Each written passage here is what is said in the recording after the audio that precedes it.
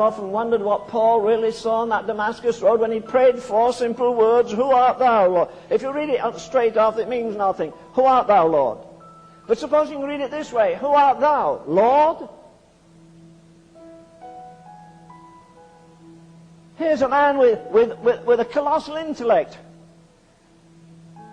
Here's a man who is he's in every category, he's in the highest category. He's a Hebrew of the Hebrews. He's a Pharisee of the Pharisees. He's of the tribe of Benjamin. He's of the seed of Abraham. He had fulfilled the law. He says concerning the law it was blameless. And yet he's going down that Damascus road breathing out threatenings with a heart full of fire and hatred. You talk about a miracle of the grace of God. That man had murdered people, as he says in the 26th of Acts. He tore families apart. He chased them off into strange cities. And that very man whose body, whose brain was filled with theology and his heart was filled with hatred, wrote the most amazing hymn, the most amazing poem on love that was ever written. Though I speak with the tongues of men and of angels, and have no love, I'm a sounding brass or a tingling cymbal. And if I give my body to be burned, which he was prepared to do on the Damascus road, do you know, I think, I'll ask him in eternity, I think suddenly when he fell off his horse there,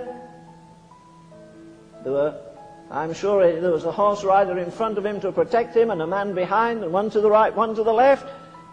A man of his class would never walk all the way to Damascus. And suddenly he's pitched off his horse.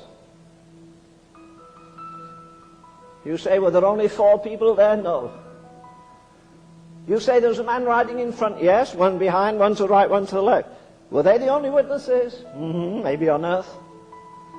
I want to tell you, I believe every demon in hell was looking down on that man at that moment.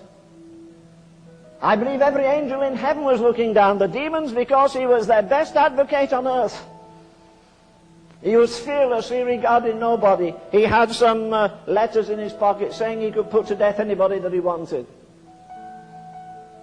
And then suddenly Jesus came into his life.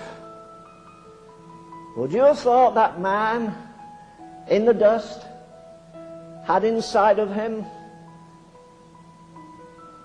14 epistles, if you give him Hebrews, and I think he wrote it?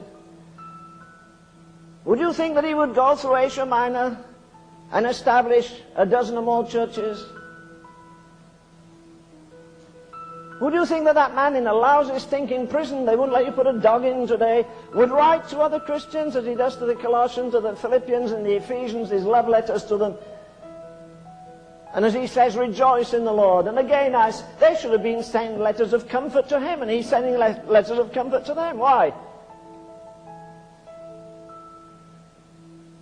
Because on that Damascus road, as far as I'm concerned, he came alive. Religion, formality, ritualism, they were banished forever. And then after that experience, he was shut away in the quietness. Maybe that's why God's brought some of you around here, so you can get alone under a tree somewhere and talk to God and find out where he wants you to go.